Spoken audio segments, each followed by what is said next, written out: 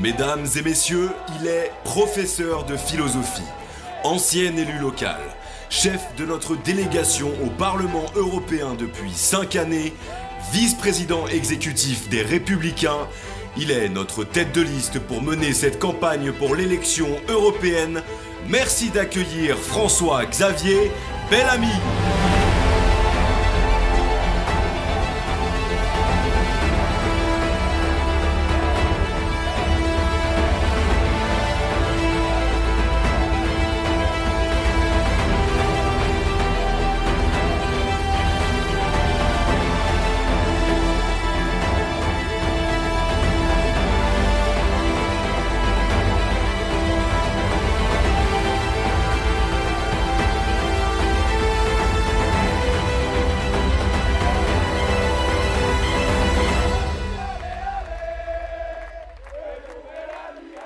Merci infiniment.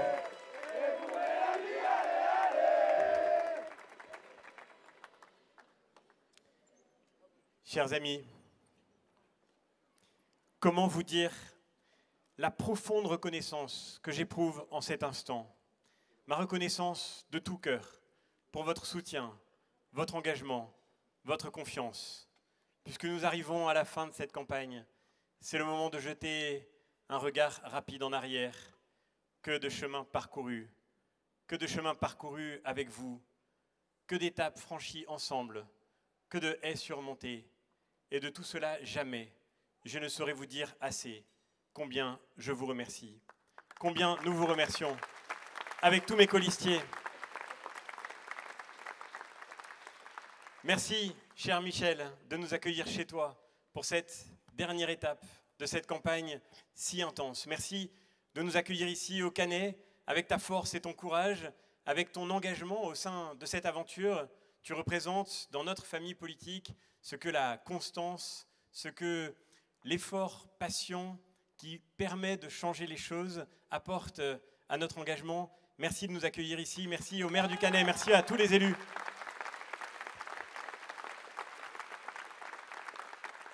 Et puis au moment de jeter ce regard sur tout ce chemin parcouru, je voudrais commencer par dire ma très profonde gratitude à celui qui l'a rendu possible, celui qui a ouvert la voie, celui qui fait que nous sommes là. Parce que sans lui, sans doute, notre famille politique n'aurait pas gardé le cap que nous lui connaissons aujourd'hui, ce cap de courage et de détermination, ce cap d'indépendance et aujourd'hui d'opposition, ce cap qui prépare l'alternance et qui prépare l'espérance. Cher Éric, tu m'as fait confiance et j'espère que j'aurai été à la hauteur de cette confiance.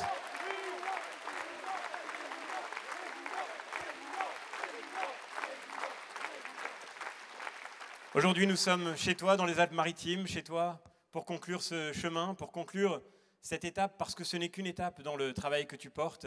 Et je voudrais te dire à quel point, comme j'ai eu la chance de pouvoir m'engager, grâce à toi, dans cette campagne, tu peux compter sur moi, tu peux compter sur nous dans le travail que tu mènes à la tête de notre famille politique.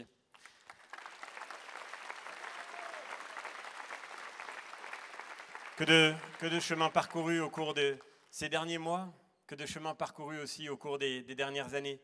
Et ce chemin, je n'oublie pas qu'il a commencé il y a 5 ans maintenant. C'était en 2019.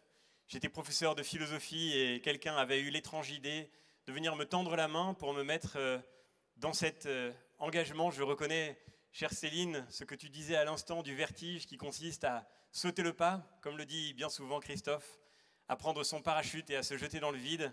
Je l'ai fait à cause de toi, grâce à toi, je l'ai fait avec toi et j'ai eu la chance de partager cet engagement dès les premiers pas, de poursuivre aujourd'hui cette campagne avec tes conseils, ton regard qui ont tant compté pour moi. Merci Laurent de ce que tu fais pour notre famille, merci de ce que tu as fait pour moi.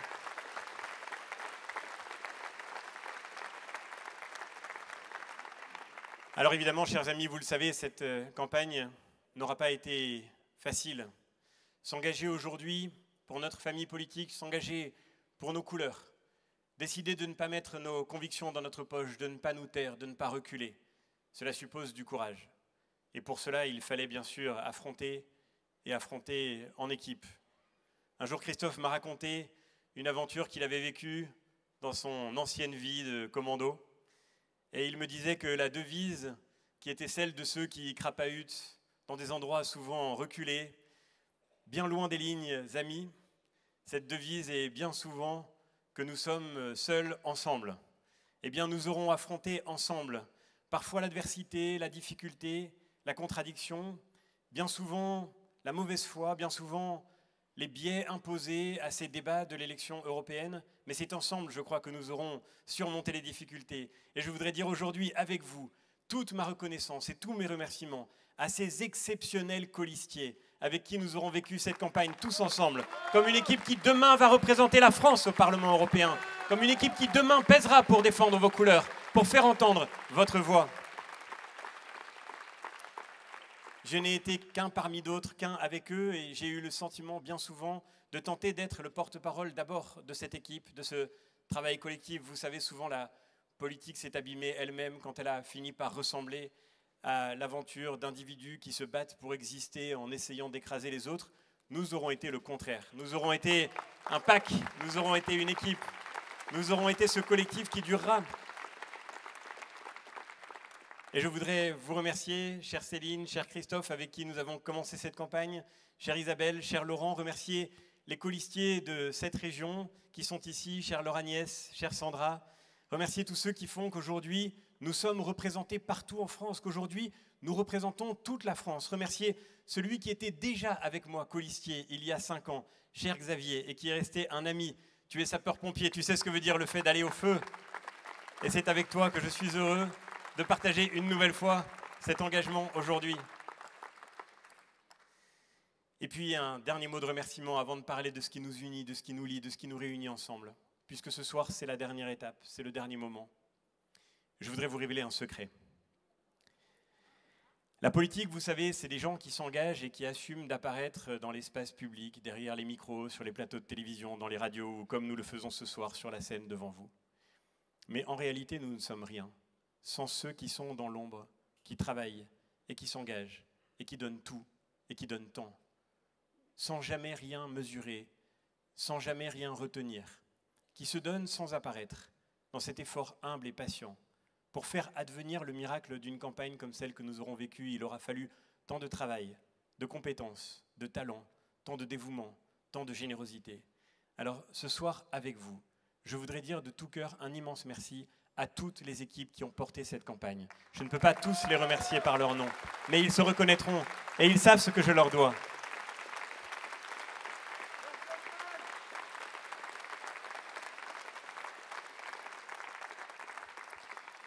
Chers amis, si nous nous sommes engagés dans cette aventure, c'est d'abord parce que nous avons au cœur en commun une très profonde inquiétude. Nous avons été partout en France, au fil des dernières années, partout dans le pays. Nous avons écouté les Français. Comme nous avions eu l'occasion de le faire avec mes coéquipiers au Parlement européen pendant les 5 dernières années, comme j'avais eu l'occasion de le vivre partout dans le pays, j'ai entendu aujourd'hui, je l'entends comme vous aussi, partout, le même cri de détresse, la même inquiétude, la même angoisse.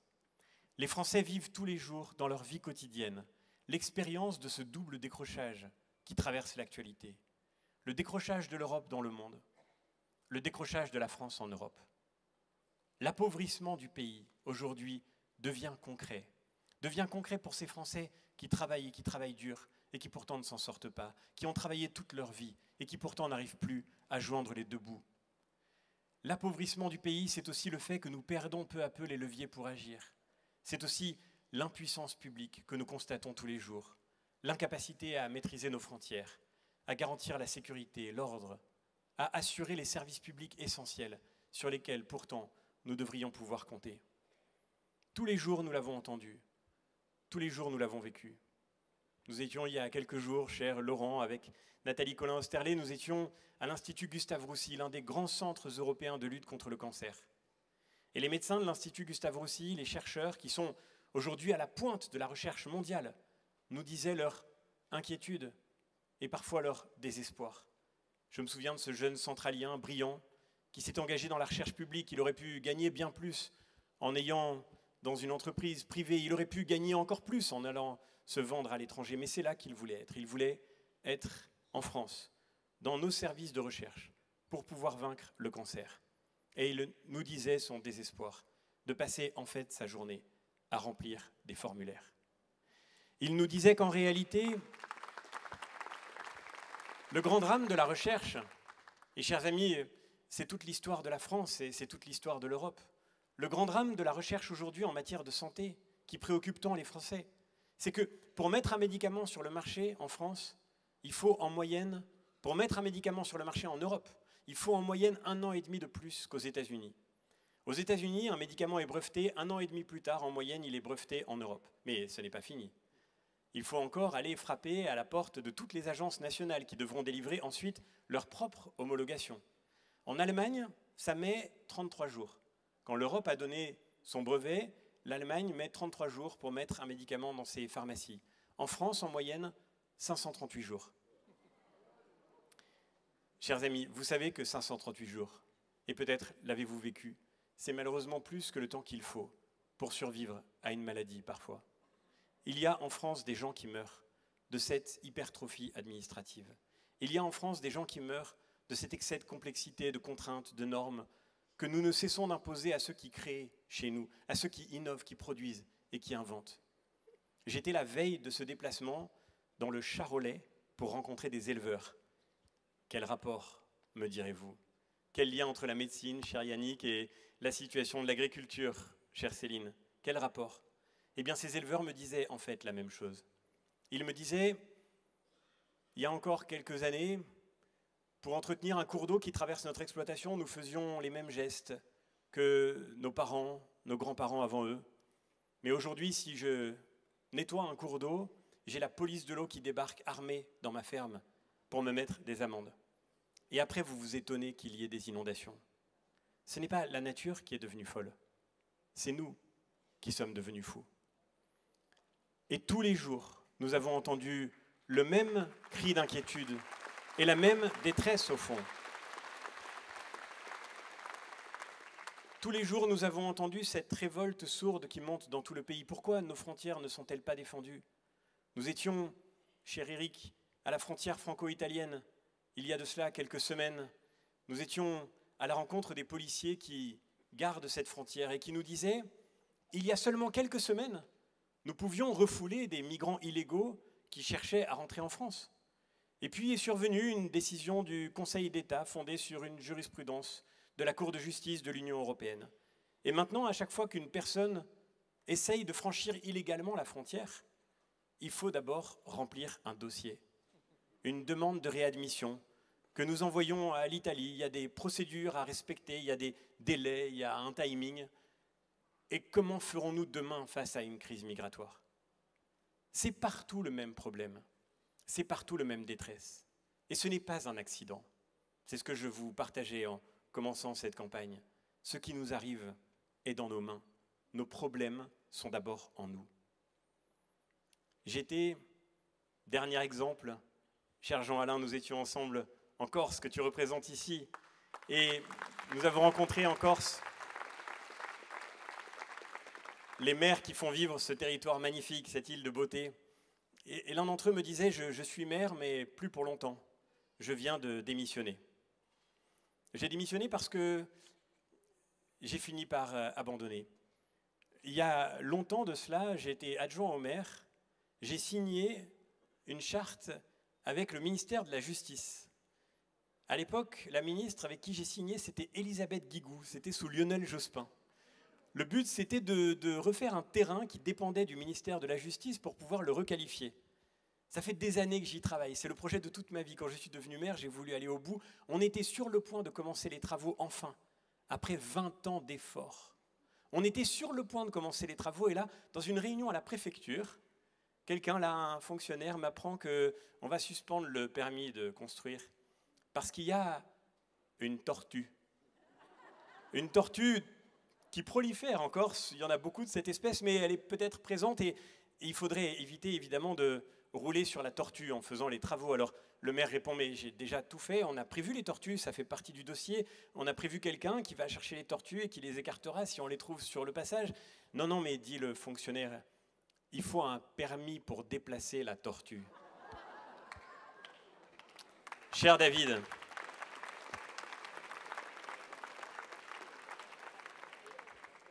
c'est un immense honneur de compter sur ton soutien.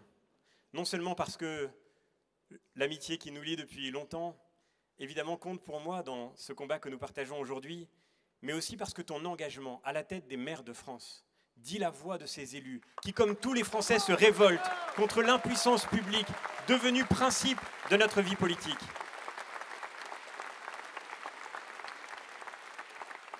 Et cher David, puisque je compte aujourd'hui sur ton soutien, je veux te promettre aujourd'hui, je veux vous promettre à tous que nous porterons demain au Parlement européen la voix de tous ces élus, de tous ces maires qui veulent que l'Europe les écoute, qui veulent que l'Europe reparte du terrain, qui veulent que l'Europe retrouve le bon sens, qu'elle retrouve son sens, qui veulent remettre l'Europe à l'endroit, avec nos agriculteurs, avec nos médecins, avec nos chercheurs, avec nos policiers, cher Christophe, avec tous ceux qui font notre sécurité.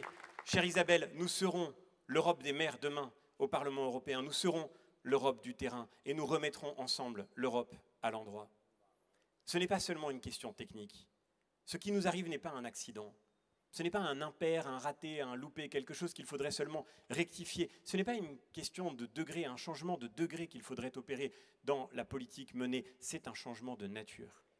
La crise que nous évoquons là est une crise intérieure. C'est une crise spirituelle. C'est une crise de civilisation. La crise que traverse l'Europe est d'abord en elle-même. Et cher Bruno, on nous reproche souvent d'être conservateurs. On nous reproche de parler de la civilisation européenne. Mais sur quoi l'Europe se refondra-t-elle si elle ne retrouve pas ce qui a fait son nom, ce qui a fait son histoire, son odyssée, son aventure? Nous le disons aujourd'hui, l'Europe ne retrouvera son élan, sa prospérité, sa richesse, son rayonnement. L'Europe ne retrouvera sa force et sa capacité d'agir et de maîtriser son destin que si elle retrouve aujourd'hui, comme la France, ce qui a fait son histoire, ce qui fait son identité, ce qui a fait son élan, le sens, le goût, le risque, la joie de la liberté. Voilà ce qui se joue dans cette élection, chers amis.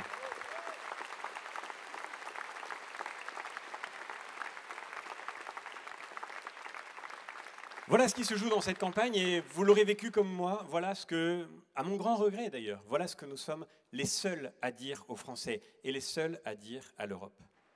Quelle est la réponse d'Emmanuel Macron à la crise de l'Europe aujourd'hui? Il l'a dit dans son discours de la Sorbonne, je ne sais pas si vous avez eu l'occasion de le suivre, si vous avez eu la patience d'aller au bout.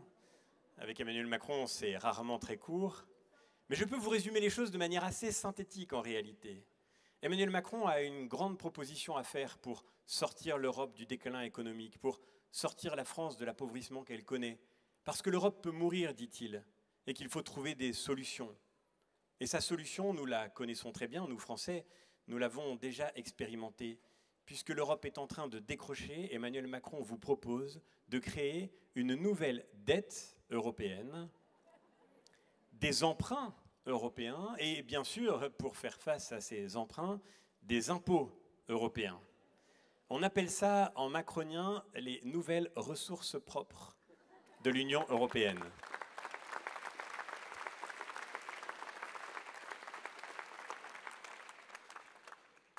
Parce que, dit Emmanuel Macron, comme ça l'Europe sera plus puissante.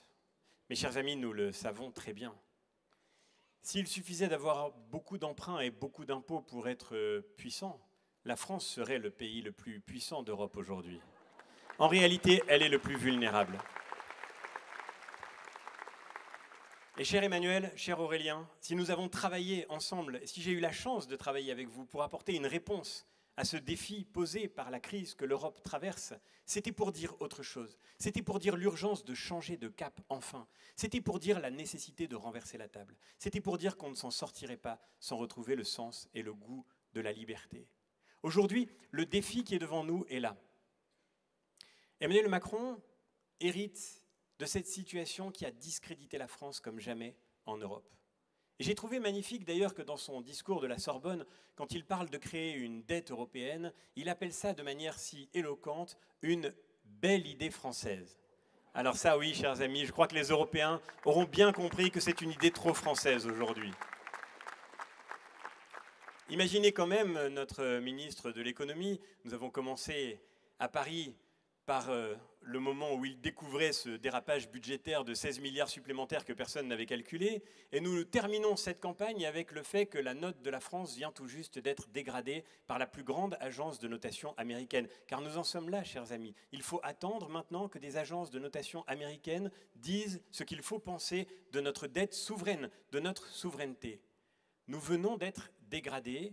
Que répond Bruno Le Maire? Tu le disais, cher Eric, j'ai sauvé l'économie. J'aurais aimé, comme prof, avoir des élèves aussi inventifs quand on leur donne des mauvaises notes. La vérité, c'est qu'aujourd'hui,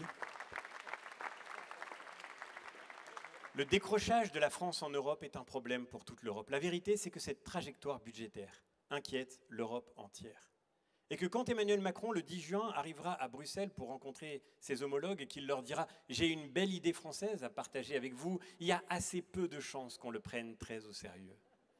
En fait, mes chers amis, Emmanuel Macron, c'est La Fontaine revisitée. C'est la cigale et la fourmi. Vous connaissez la fable comme moi, bien sûr. Dans La cigale et la fourmi, vous avez évidemment la cigale qui va voir la fourmi pour tenter de lui emprunter quelques grains pour subsister jusqu'à la saison prochaine. Elle mène son opération, mais avec un peu de gêne quand même, un peu gênée aux entournures. « Je te rendrai, lui dit-elle, avant l'autre foi d'animal, intérêt et capital. » Là maintenant, c'est la cigale, version 2, qui va voir la fourmi, guillerette en lui disant « Écoute-moi bien, fourmi, j'ai une belle idée de cigale. On va faire une dette ensemble. » Pour tous ceux qui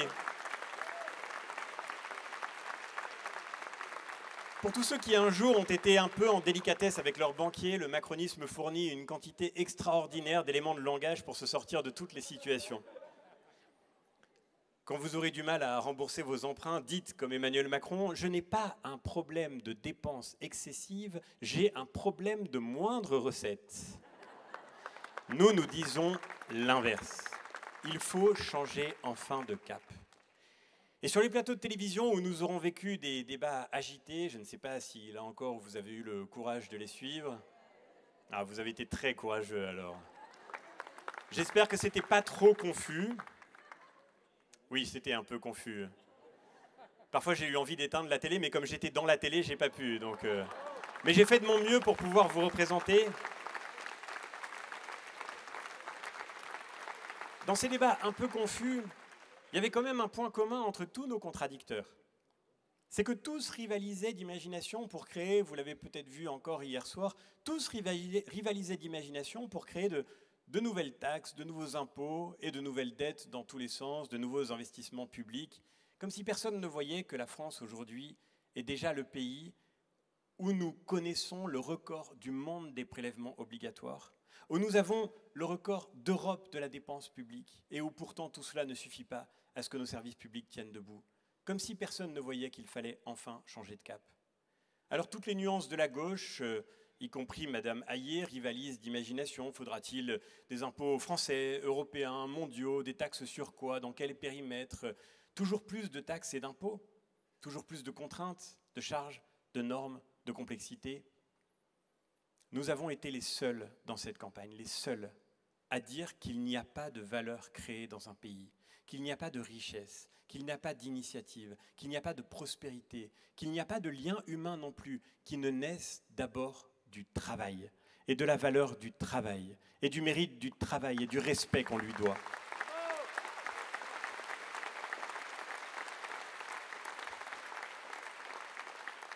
Et c'est parce que nous défendons le travail que nous nous opposerons toujours à la solution de facilité par laquelle Emmanuel Macron veut se défausser sur la France et sur les Français de ses propres inconséquences. C'est pour cette raison-là que nous refuserons toujours, que ce soit par des augmentations d'impôts, que l'État se sorte d'une crise qui ne peut être résolue que par la seule solution qui vaille, la baisse de la dépense publique. Enfin, pour libérer le pays et pour le laisser respirer. Et c'est parce que nous respectons le travail que nous refuserons toujours.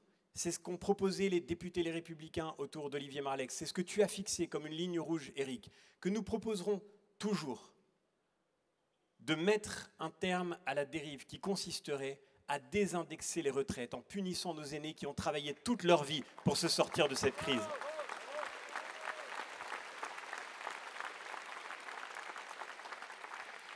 Et c'est aussi parce que nous sommes les seuls à défendre le travail que nous sommes opposés aujourd'hui à la dérive que représente dans notre vie publique la politique proposée par le Rassemblement national. Parce que le Rassemblement national, qui d'ailleurs ne travaille pas et qui n'a pas travaillé au Parlement européen, qui a gagné les dernières élections européennes et qui n'en a jamais rien fait, c'est parce que le Rassemblement national ne respecte pas le travail que nous avons avec lui une divergence fondamentale, une divergence sur ce point-là aussi, mais qui est centrale, parce que c'est une question de société. Et oui, c'est une question de civilisation.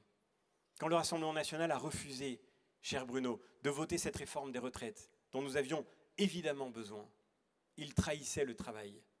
Quand le Rassemblement national, cher député qui est ici, chère Alexandra, quand le Rassemblement national a refusé votre amendement pour réformer le RSA et faire en sorte que ceux qui bénéficient de la solidarité nationale soient en contrepartie engagés à travailler pour revenir vers un emploi, nous disons que le Rassemblement national qui vote avec la France insoumise trahit le travail et les travailleurs de ce pays. Quand le Rassemblement national refuse de toucher aux impasses de notre modèle social, chère Alexandra, nous voyons en réalité ce parti politique alimenter la crise migratoire. Parce que les entreprises de ce pays, qui comptent des millions de chômeurs, n'arrivent pas à recruter. Et que c'est la raison pour laquelle s'entretient dans notre pays ce travail au noir, ce travail illégal, qui fait que des immigrants clandestins sont exploités dans une forme d'indignité sur le sol de notre pays.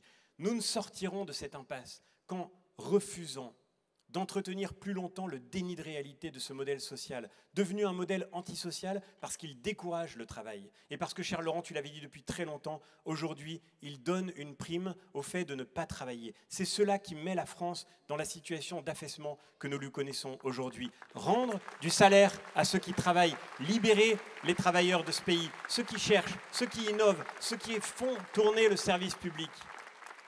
Voilà le défi devant lequel nous sommes aujourd'hui.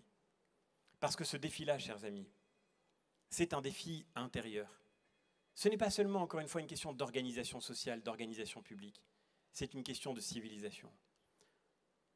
Tous ceux que j'ai rencontrés en France pendant cette campagne, ces agriculteurs, ces policiers, ces élus, ces chercheurs, ces enseignants, tous ceux que j'ai rencontrés partout dans le pays, tous ceux que nous avons rencontrés ensemble avec tous nos colistiers, tous ceux qui font que notre pays tient debout par le terrain, par nos départements, cher Charles-Ange.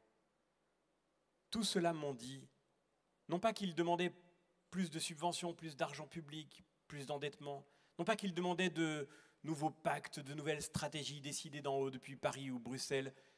Ils ne demandent pas d'abord qu'on leur apporte quelque chose qui pourrait pallier le déclin dont ils sont les témoins tous les jours. Non, ils nous disent simplement, laissez-nous faire, laissez-nous vivre, laissez-nous respirer. Faites-nous confiance, faisons-nous confiance à nouveau. Soyons capables de regarder dans nos propres mains la force qui nous permettra de relever ce pays, de relever l'Europe entière. C'est un défi intérieur, c'est un défi de civilisation. C'est la grande question de savoir si nous serons capables demain de nous réconcilier avec ce qui a fait l'aventure d'un continent tout entier, l'aventure de la liberté.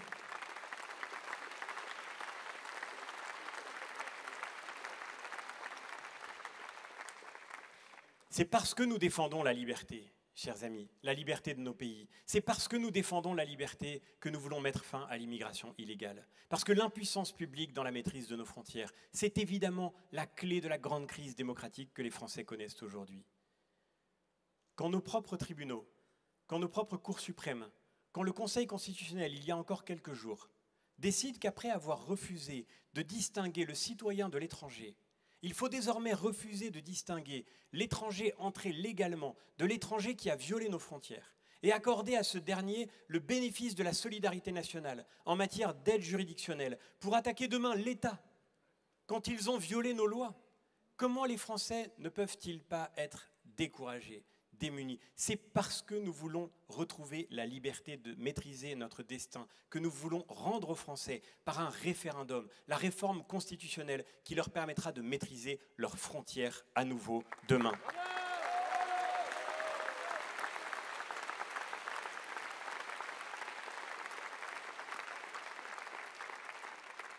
C'est parce que nous tenons à la liberté que nous voulons retrouver notre sécurité. En ayant aujourd'hui la possibilité de garantir aux Français que non seulement la police, la gendarmerie, les forces de l'ordre pourront faire leur travail, mais que la justice apportera la réponse pénale dont nous avons besoin pour sanctionner le crime et ainsi pour le prévenir. Cette campagne, chers amis, aura été marquée par cette succession de violences qui traversent tous les jours le territoire français.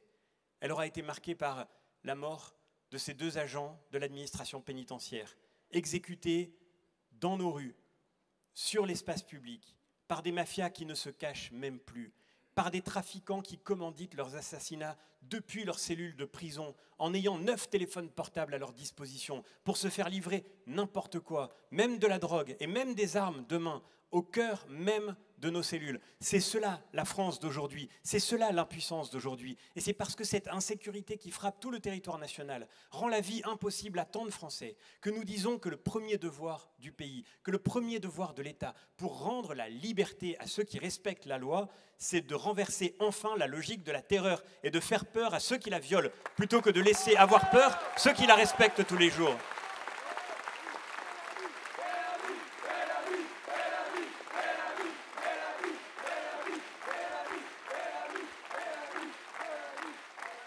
Et c'est la raison pour laquelle nous portons ensemble la nécessité de cette force de police européenne contre la drogue, parce que nous sommes effectivement devant des mafias qui deviennent parfois plus puissantes que nos États. Et c'est un défi commun et nous devons le relever ensemble.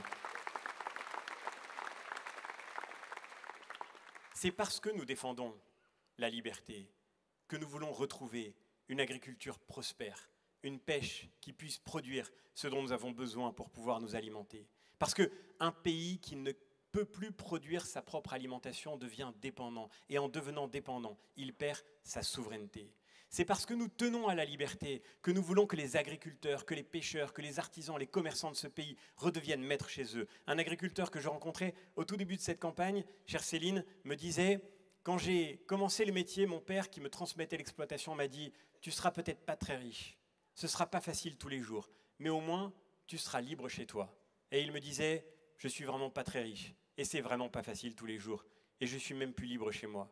Parce que le satellite qui passe au-dessus de ma tête prend en photo tous les 3 jours tous les gestes que je fais. Rendre la liberté à ceux qui travaillent, c'est leur rendre le respect qui leur est dû, leur dignité, leur dignité. C'est ce que demande ce peuple aujourd'hui, qu'on lui rende sa dignité.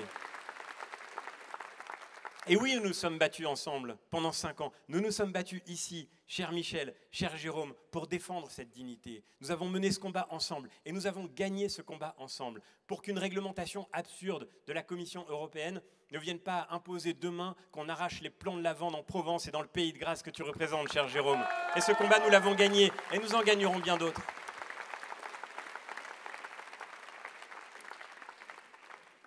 C'est parce que nous tenons à la liberté que nous voulons garantir que demain, les jeunes de notre continent puissent avoir confiance en l'avenir.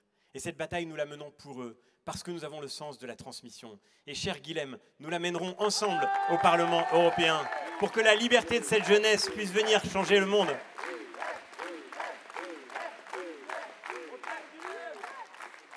C'est parce que nous tenons à la liberté que nous sommes engagés ensemble, cher Michel, pour soutenir l'Ukraine dans le combat qu'elle mène face à la Russie de Vladimir Poutine, que nous sommes engagés ensemble, non pas pour lancer des spéculations aberrantes, parce que nous voyons aujourd'hui un chef de l'État qui, malheureusement, a décidé moins de soutenir l'Ukraine que de se servir d'elle dans une période électorale. Nous voulons être sérieusement, solidement, cher Christophe, engagés dans une action responsable pour la sécurité de ce pays et pour la sécurité de notre continent tout entier. C'est parce que nous tenons à la liberté que nous défendrons nos forces armées, que nous renforcerons notre industrie de défense, que nous triplerons le budget de ce fonds d'industrie de défense dont nous avons besoin pour équiper nos soldats demain. C'est parce que nous tenons à la liberté aussi que nous défendons ceux qui sont attaqués en leur nom et au nom de la civilisation européenne. Et je pense à l'Arménie, parce que la question géopolitique, elle est partout autour de nous aujourd'hui. Je pense à l'Arménie, menacée par l'Azerbaïdjan.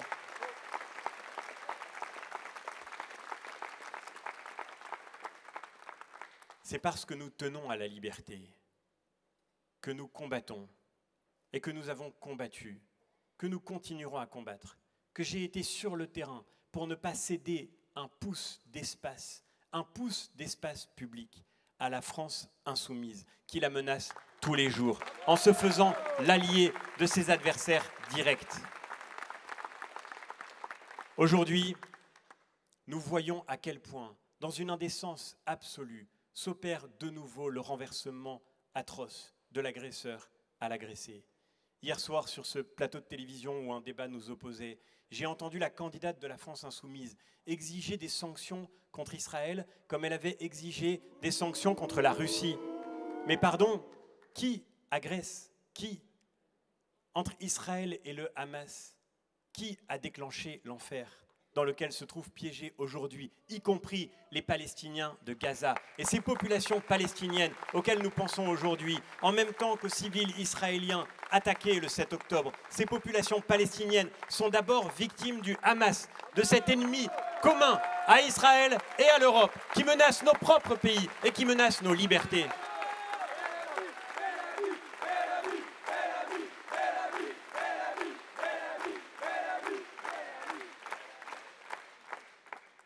C'est parce que nous défendons la liberté que nous combattrons partout, sans relâche, l'islamisme, y compris dans nos propres institutions, quand il cherche à y faire son nid. Vous savez le combat que nous avons mené, le combat que j'ai mené au cours des dernières années, pour tenter de réveiller une commission européenne qui finançait ces publicités qui disaient « la liberté est dans le hijab ». Parce que oui, nous disons, chers amis, nous disons ensemble que lorsque, comme nous l'aurons vécu au cours de cette campagne, lorsque dans notre propre pays, lorsque dans nos pays d'Europe, des jeunes filles, des collégiennes comme Samara à Montpellier, des lycéennes, des jeunes femmes sont menacées, insultées, violentées, agressées, jusqu'à tomber dans le coma comme cette petite Samara, lorsque des jeunes filles sont ainsi traitées parce qu'elles osent, je cite, s'habiller à l'européenne, le devoir d'une commission vraiment européenne, c'est d'être à leur côté et pas aux côtés des islamistes qui veulent imposer leurs normes sur le sol de nos pays.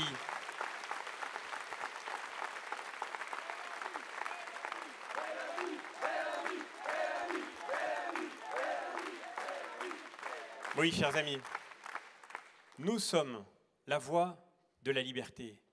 Nous sommes ceux qui défendent aujourd'hui le retour de l'Europe à sa source. Parce que l'Europe n'est que cela, l'appel de la liberté, l'appel de cet espoir à retrouver notre élan, notre énergie, notre force, notre enthousiasme, et bien sûr, nous en sommes capables. Chers amis, nous partageons ce soir, comme pendant toute cette campagne, une belle, une paradoxale, mais une magnifique nouvelle, une immense espérance. Nos problèmes sont dans nos mains. Nous ne sommes pas aujourd'hui en difficulté parce que les concurrents seraient trop forts pour nous. Nous ne sommes pas en difficulté parce que les problèmes seraient insolubles pour nous. Nous ne sommes pas en difficulté parce que nous serions face à des obstacles insurmontables pour une vieille Europe fatiguée, pour une France épuisée et qui ne voudrait plus vivre et qui ne voudrait plus s'en sortir. Non, toutes les forces du pays sont là. J'ai entendu Emmanuel Macron, à la fin de ce discours de la Sorbonne, dire dans une formule étrange « J'ai décidé que nous deviendrons leaders dans 5 domaines. L'intelligence artificielle, les ordinateurs quantiques, et après j'ai oublié, pour être très honnête. » C'est ça, on m'a forcé à faire un discours sans pupitre, alors maintenant j'ai plus mes notes. Mais la vérité, c'est que ce que j'ai retenu de plus intéressant et de plus important, c'était le début de la phrase, cher David. Il y a tout le jacobinisme là-dedans. J'ai décidé que nous deviendrons les leaders. Mais ça ne se décide pas depuis un bureau à Paris, Monsieur le Président. La vérité de cette affaire,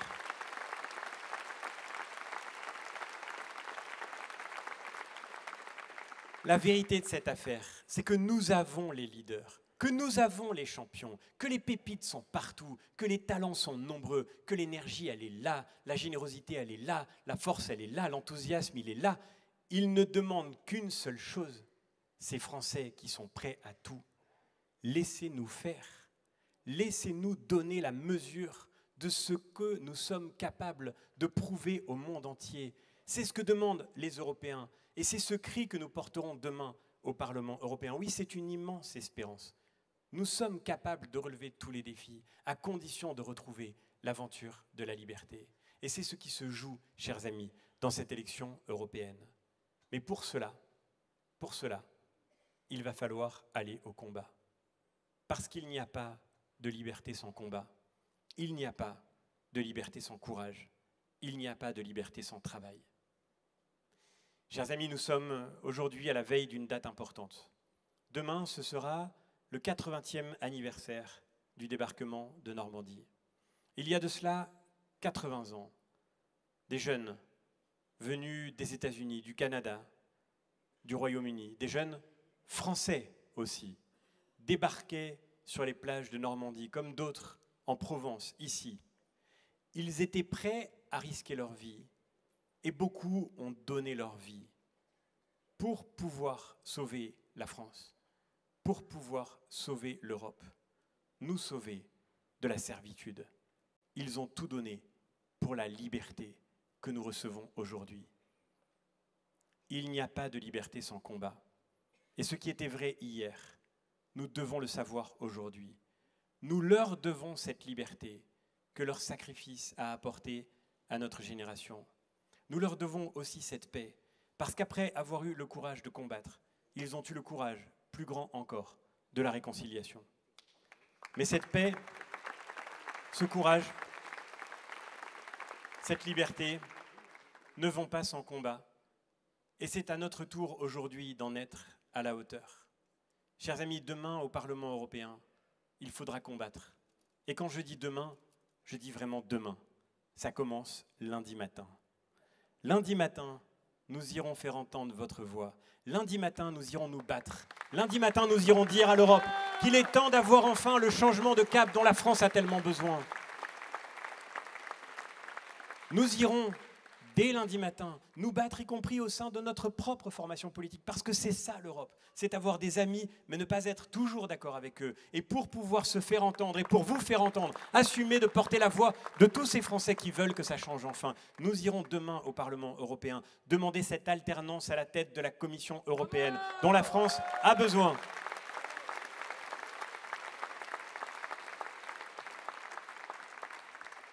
Et pour ça, il faudra envoyer des parlementaires de combat.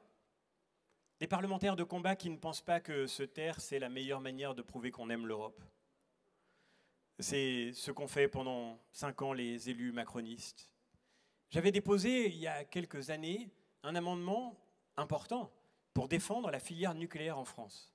Dans le plan REPowerEU, 210 milliards d'euros. J'avais proposé d'inclure nos centrales nucléaires. 210 milliards d'euros, ce n'est pas une petite affaire, même pour le contribuable français que nous sommes tous ici. 210 milliards d'euros. Cet amendement, tout le monde m'avait dit qu'il ne passerait jamais. Alors il a fallu se battre pied à pied, comme je l'ai fait sur tant de sujets, comme nous l'avons fait ensemble. Aller convaincre, trouver des alliés, construire une majorité, parce que ça se fait texte par texte, vote par vote, amendement par amendement. Aller voir des socialistes slovaques, des conservateurs portugais, des libéraux lituaniens, des écologistes nordiques, parce que oui, au nord de l'Europe, il y a des vrais écologistes qui savent que c'est par une énergie décarbonée, cher Antoine, que nous sauverons la nature. Et c'est notre famille politique qui porte aujourd'hui cette écologie authentique que tu représentes avec force. Nous avons fait ce travail. Et à la fin, l'amendement que je portais est passé par 30 voix d'avance. 30 voix sur 700 députés qui votaient. Ça faisait peu de choses, 30 voix. Ça s'est joué à peu de choses. Et ces 30 voix ont été possibles grâce à cette majorité que nous avions construite peu à peu, patiemment, pendant 6 mois. Mais à ma grande stupéfaction, tous les élus macronistes ont voté contre cet amendement. Et quand je leur ai demandé pourquoi, certains d'entre eux m'ont répondu, qui n'était pas Pascal Canfin, dont on sait que c'est par idéologie qu'il s'attaque au nucléaire, certains d'entre eux m'ont répondu « mais tu comprends, défendre le nucléaire, c'est quand même un peu trop français ». Tout le problème était là. Moi, je ne crois pas une seconde, mes chers amis, que pour être vraiment européen, il faille renoncer à être français. Et je ne crois pas que ce soit en étant moins français que la France servira l'Europe. Je ne crois pas que ce soit en proposant de tout brader, de tout céder, notre dissuasion nucléaire, notre droit de veto, notre place au Conseil de sécurité. Je ne crois pas que ce soit en décidant d'abandonner à la Commission européenne toutes les compétences régaliennes qui font notre démocratie que l'on prouvera notre attachement à l'Europe. Je crois exactement l'inverse. Cher Jean Leonetti, toi qui as été un formidable ministre des Affaires européennes, tu le sais mieux que moi. C'est en faisant entendre sa voix que la France peut servir l'Europe. Ces élus qui se sont comportés pendant 5 ans, un peu comme une contrebasse dans un orchestre qui dirait « je vais arrêter de jouer pour qu'on puisse écouter la flûte ». Mais si vous voulez que la musique soit belle, chers amis, il faut que tout le monde joue sa partition. Et pour que l'Europe soit forte, il faut que la France fasse entendre sa voix en Europe. Et nous serons là demain pour faire entendre notre voix, pour faire entendre votre voix. Nous ne serons pas non plus de ceux qui, comme les députés du Rassemblement national, disparaissent le jour d'après. Vous les avez vus comme moi, ils ont fait campagne tout au long de cette élection. Ils ont fait campagne en disant, c'était leur slogan, « Vivement le 9 juin ». À chaque fois que j'ai vu leurs affiches, je n'ai pas pu m'empêcher de me dire à moi-même, « Vivement le 9 juin », c'est très bien, mais pourquoi n'ont-ils pas commencé avant ? J'ai rencontré partout en France des gens qui me disaient, on a essayé un camp, on en a essayé un autre, on a essayé au milieu, on a toujours été déçus. Alors on va les essayer eux. Mais dites-le à vos amis. Aux élections européennes, le Rassemblement national, on a déjà essayé. Ils ont gagné l'élection européenne en 2019. Ils ont même gagné l'élection européenne en 2014. Ça fait 10 ans que les Français confient le plus grand nombre de députés européens français au Rassemblement national. Et en 10 ans, ils n'auront pas déplacé une virgule dans un seul texte européen. Ils n'auront pas gagné une bataille, parce qu'en réalité, ils n'auront pas mené une bataille. Vous avez peut-être entendu, comme moi, si vous avez suivi je ne sais pas si vous avez suivi le débat entre M. Attal et M. Bardella. Moi, pour des raisons professionnelles, j'étais obligé de regarder, donc j'ai suivi. Et dans cette discussion, à un moment, de manière frappante, M. Bardella a répondu à M. Attal en parlant de la réforme du marché européen de l'énergie, réforme structurante, qui décide de vos factures, de la possibilité de la réindustrialisation du pays, de notre pouvoir d'achat demain. M. Bardella a répondu en parlant de cette réforme sur laquelle, pour ma part, j'ai passé 2 ans de combat acharné. J'ai voté, bien sûr, sur ce texte, mais je n'ai pas eu besoin de le lire. Voilà la réalité du Rassemblement national. Qui se sert de cette élection, bien plus qu'il ne veut servir les Français à travers cette élection. Nous ne nous sommes pas engagés en politique pour faire des slogans, pour faire de la mise en scène, pour faire le spectacle, pour faire des vidéos sur TikTok ou pour nous faire plaisir. Nous nous sommes engagés en politique pour faire et pour bien faire et pour que le travail soit fait, parce que nous respectons le travail et que c'est là que commence cette défense de la liberté. Alors oui, chers amis, demain, il faut envoyer au Parlement européen des parlementaires de combat et des parlementaires qui pourront peser là où ça va se passer. Parce que c'est la dernière des bonnes nouvelles que je veux partager avec vous ce soir. Notre famille politique, la vôtre, celle que l'on disait disparue, celle à laquelle on expliquait que maintenant c'était fini, qu'il était temps de tout replier, que ça valait plus la peine d'essayer de défendre vos convictions, vos idées. On vous l'avait dit pourtant, c'est terminé. Le vrai clivage maintenant, c'est ce qu'on vous expliquait tous les jours. Le vrai clivage maintenant, c'est populiste contre progressiste. C'est M. Macron contre Mme Le Pen. On a tenté de vous refaire le coup, vous l'avez vu dans cette élection à nouveau. Eh bien moi, je dois vous dire aujourd'hui que la grande et bonne nouvelle, c'est que quelle que soit la crise que notre vie démocratique traverse en France aujourd'hui, la famille politique à laquelle vous appartenez devient, le 9 juin, la première force politique en Europe. Parce que nous serons au cœur du premier groupe au Parlement européen. Parce que nous aurons...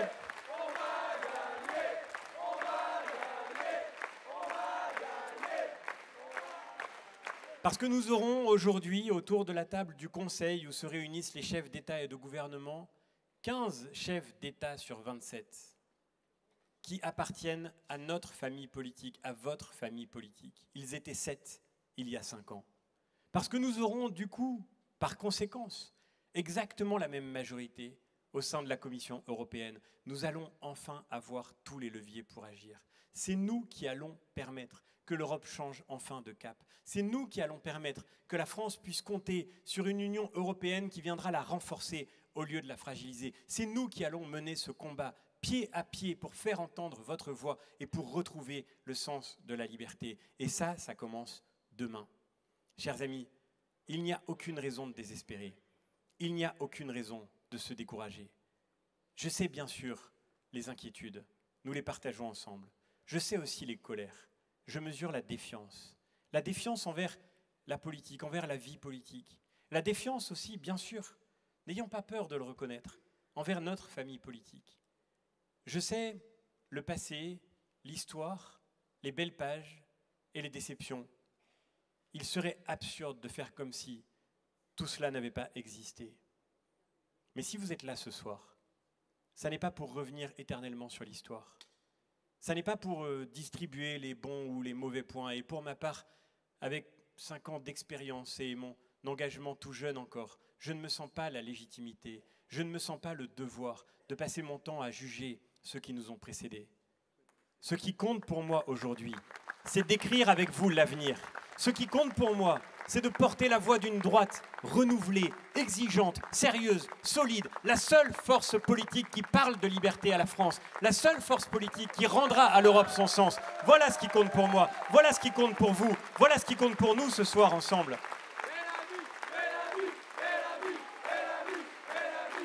Alors, chers amis, ne vous laissez pas intimider, ne vous laissez pas décourager. Tout cela se joue maintenant, dans les quelques jours qui viennent.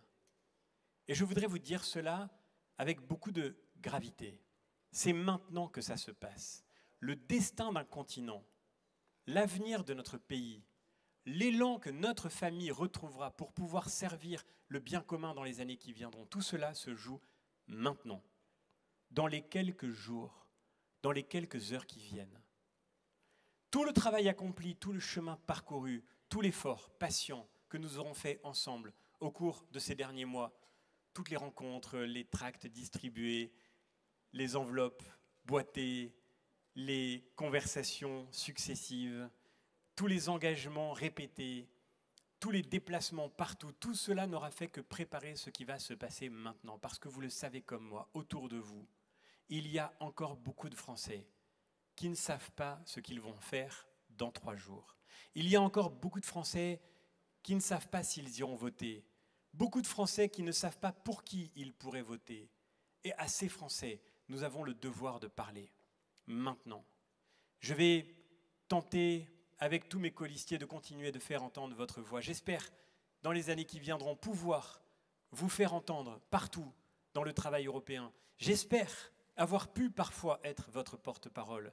Et rien ne serait plus beau pour moi que le fait qu'un jour, peut-être, vous vous soyez dit, en écoutant ce que nous faisions au Parlement européen, en m'écoutant intervenir dans l'hémicycle à Strasbourg, que vous ayez pu vous dire un jour, il a dit ce que j'aurais aimé dire à sa place, ce que j'aurais aimé entendre. Si ça a été le cas, ne serait-ce qu'une seule fois, l'honneur que vous me faites vaut toutes les peines que j'ai prises.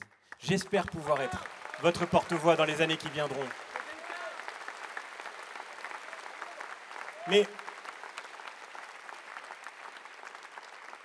Mais aujourd'hui, pour réussir ce défi qui nous attend, c'est de votre voix que j'ai besoin. Pas seulement le 9 juin, dans un bulletin, dans une urne, pas seulement, non. De votre voix demain, pas seulement demain, ce soir. Ça se joue maintenant, tous les jours, comme nous le ferons pendant 5 ans au Parlement européen, matin, midi et soir, et la nuit s'il le faut. Tous les jours, convaincre, tous les jours, parler, tous les jours, essayer de faire comprendre aux Français ce qui se joue vraiment dans cette élection, que tant de personnes au sommet de l'État ou dans l'opposition autoproclamée ont intérêt à leur voler. Tous les jours, leur faire comprendre qu'ils ont l'occasion aujourd'hui de retrouver la force de maîtriser leur destin. Chers amis, nous héritons d'une histoire immensément impressionnante. Et ce qui fait notre engagement aujourd'hui à droite, c'est notre volonté, notre désir, notre engagement pour la transmettre. Nous sommes de droite. Le vrai clivage européen oppose, je l'ai dit bien souvent, non pas les populistes aux progressistes, mais c'est de grandes forces politiques qui structurent la vie démocratique dans tous les pays voisins, qui structurent le débat au Parlement européen, la droite et la gauche.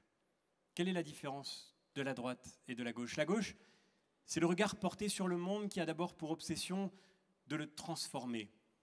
La gauche est une colère, c'est un ressentiment, c'est une révolte contre les injustices réelles ou supposées. C'est la passion à la fin de la révolution qui n'a jamais disparu dans notre vieux pays. C'est la gauche. La droite est peut-être plus humble, plus modeste, plus simple. La droite, c'est une inquiétude.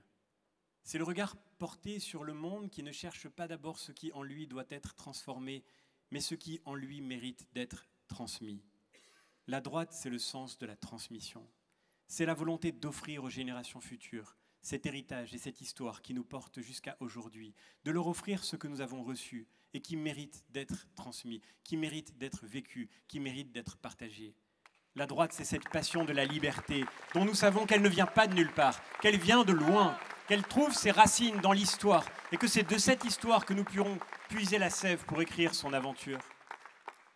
Chers amis, c'est cela qui se joue aujourd'hui. La transmission de l'héritage d'une civilisation tout entière.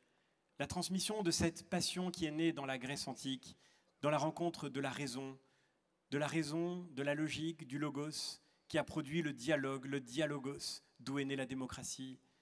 C'est le sens de la loi et de l'égalité en droit qui est le grand héritage de Rome et de la République.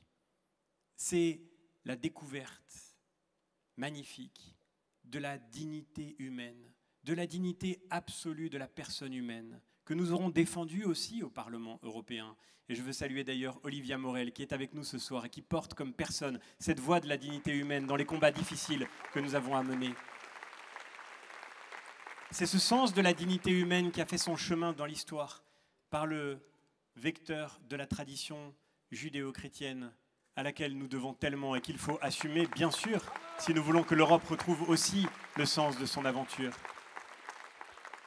Chers amis, cette passion de la liberté, elle se joue maintenant. C'est l'autre nom de l'Europe, c'est l'autre nom de la France, ce goût de la liberté, le refus de se résigner, le refus de subir, la volonté d'agir et de retrouver aujourd'hui la maîtrise de notre destin. Et cela se joue maintenant. Si vous y croyez comme moi, alors vous savez comme moi qu'on peut renverser l'histoire. Si vous y croyez comme moi, alors vous savez comme moi que dans les 3 jours qui viennent, nous pouvons aller chercher voix après voix après voix, point après point, siège après siège, élu après élu, de quoi faire entendre notre pays pour demain, de quoi relever l'Europe, de quoi faire en sorte que l'Europe retrouve son cap, retrouve son sens. Voilà ce qui se joue maintenant.